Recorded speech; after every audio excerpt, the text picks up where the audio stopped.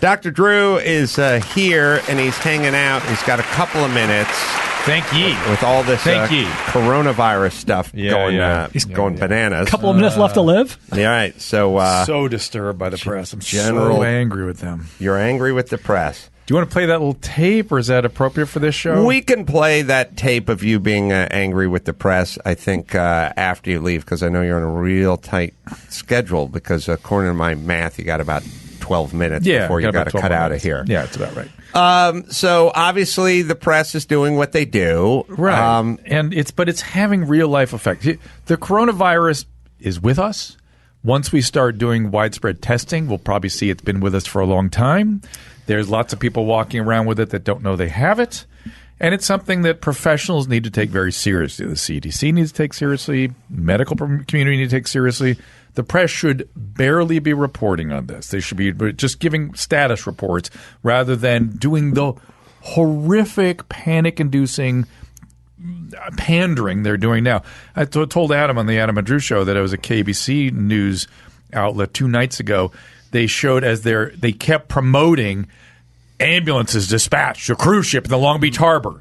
Well, what are you supposed to think? So they played it. Then it was the second story, lead off the top. Again, paramedics going to the Long Beach Harbor. They show the cruise ship, the paramedics. And at the very end of the story, under the breath, they go, yeah, there was a fight on the cruise ship. A couple people were injured. And it's like, come on. This is how far you're going. The virus actually caused them to fight. Evidently it did. It's a World War Z situation. Yeah, exactly. Well, you're talking to a guy just went to airports, airplanes, multiple flights, never washed my hands, don't give a shit. But is it one of those things like when they check a payphone, they find human fecal matter on it. Yes. And when they check your keyboard at work, they find human fecal matter on it. So, but no one ever gets sick from the keyboard they get us all whipped up, but then no one gets sick from their keyboard at work or their cell phone.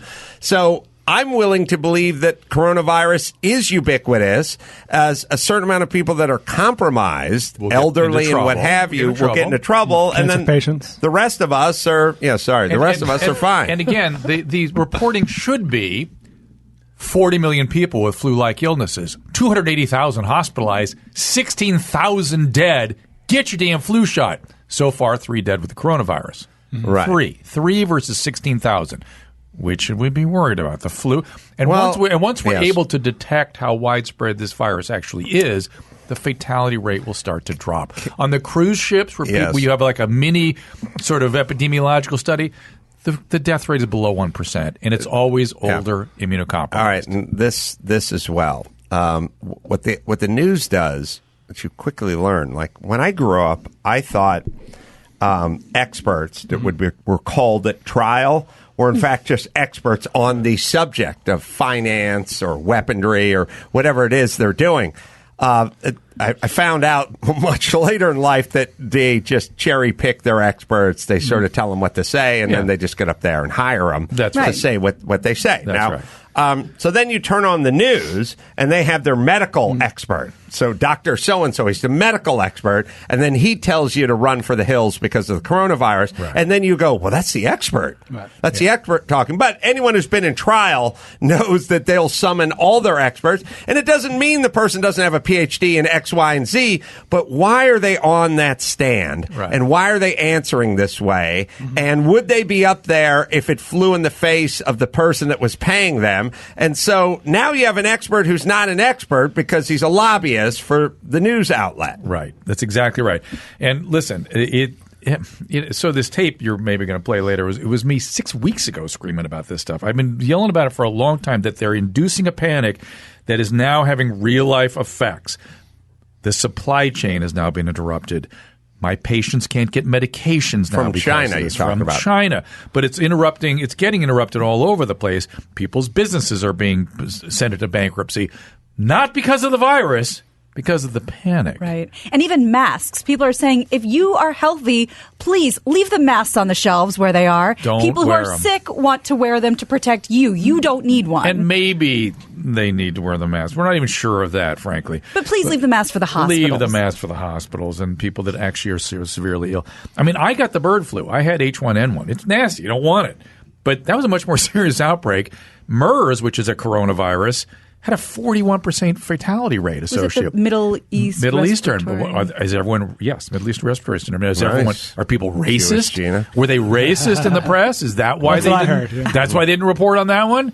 No, it's because now they've really abandoned their journalistic integrity completely. Completely. They don't care anymore. They just want to stir you up so they can capture your eyes. That's Well, it. look, I believe, or at least I've heard, that the news division was considered a lost leader back in the day. Didn't generate income. Nor should it. Nor should it. Well, the problem is I'm okay with it generating income if it doesn't alter the news, except for that's impossible. Alter the course of society. How about this? Right. Adam, But riddle me now this. they Circular have logic. entire networks that need to get paid, and Right. so it could only go this way. The I second get it. they're making money. And that's fine. That's fine. But then do not tell me you have journalistic integrity. Stop telling me about how journalists, they're the fifth arm of government and they're there to find the truth. Stop it with that. Stop it. Because you're not. You're now a business. You're a commercial enterprise. That's all you're interested in. Fine. But stop it with your rhetoric about being so but professional. If you don't do the rhetoric, then you won't get paid. So, Well, I mean, there's certain journalists within the organizations, of course, that still have this. But for God's sake, I just think, get off your high horse. Look, everyone, as I was saying to Drew on our podcast, everyone is going to have to calibrate their brain. Yes. And they're going to have to calibrate it in such a way where they're going to have to figure out what makes sense and what doesn't make sense. There was a day when you just open the newspaper and they would tell you what happened or what's endangering you or your family or The whatever. events of the day. Whatever Charles it Carolla is. would just read you the news. Right. And I grew up just thinking, well, then that is the news. We're not at that place anymore. We've jumped that shark. Oh, for sure. And so now you have to kind of do a move where you go, who do you know who's gotten this? How many actual bodies do we have?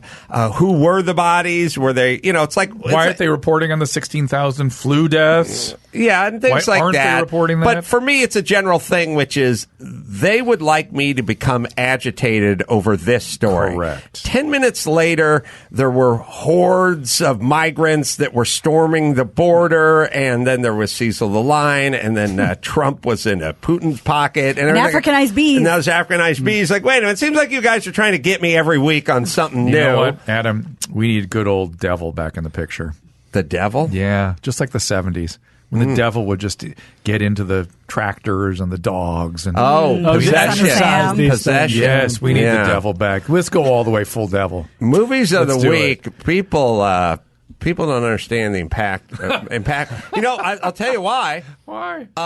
We were just driving with Max Zapata, 18-wheeler, but anyway, thank God Drew's here. Can I ask Drew? Yeah. Can I ask Drew two coronavirus questions before you have to Yes, leave? yes. One's a true/false question. Please don't bite my head off. But the stat Okay. that I heard Yeah. is that, and this, whether it's reported or whatever, or from the CDC, I'm not sure. But the coronavirus is 20 times more deadly than the flu in terms of who gets it versus who dies. Right now, given available data on the incidence, but that's going to drop. As we find out more people who Exactly, and it's a milder, more widespread illness than we knew. Okay. Look to Anthony Fauci at the NIH, Anthony, F-A-U-C-I. When that guy starts telling you what is, that's what is. And he is a reasonable guy. I worked with him since the AIDS epidemic. That guy's always got his head screwed on right. Look to him. And final question, when should we be panicked? What is the tipping point for there's something, not panic, but when is the time to worry? When is the time to be concerned, take action, et cetera, et cetera? I mean, right now we should be cautious. I mean, I know Adam's cavalier about it, but you should be using your Clorox wipes. You should curtail non-essential travel. You should listen to the CDC. You should not. My point is not that they should do nothing. My point is you should not panic. And them inducing the panic is irresponsible and dangerous. That's my point. Thank you, Dr. All right, Drew. guys. And Bye. you can listen to Dr. Drew on, go to drdrew.com and just find out where and when. And shoot him a tweet at Dr. Drew on Twitter. All right, thanks, Drew. All right, why don't we... Well, you want to play that blast, daily blast that Drew was talking about? It's just a minute and a half. Yeah. Because I like the new angry Drew, you know? How long ago He was this did get from? fired up. How long ago? February 4th, did he? Okay, so recently. Oh, no, wait, I screwed it up. January 4th? When did he say it was? Why do I think on February 4th? Yeah, he said a few months ago, so let me check the exact date. I don't know why you think February 4th. because Gary wrote February 4th. Oh, maybe. Yeah, why do you think I thought that Mercedes was from 1954? Well, I didn't know you. Because one person told me one time. That's why I think it's from 1954. But thank you. All right, we'll play it. I think it's February 4th, he said. Here we go. Dr. Drew, are we overreacting? Yes. Yes. New angry Drew. I'm hearing this from doctors left and right. Yes, and we are not overreacting. The press is overreacting, and it makes me furious. The press should not be reporting medical stories as though they know how to report it. If we have a pandemic, I won't know how to tell that we're actually having a pandemic because everything is an emergency. People that are infectious disease specialists, the CDC, the epidemiologists, need to take this very seriously. The press needs to shut up because you're more likely to die of influenza That's what doctors are saying. All right. However, we got it. I like it. Look, I used to be angry. Now Drew's angry. Yeah. Salty Drew. Like you said, he's a man of passion. This is part of his passion. All right, we will take ourselves a quick break. The great Harlan Williams in studio right after this.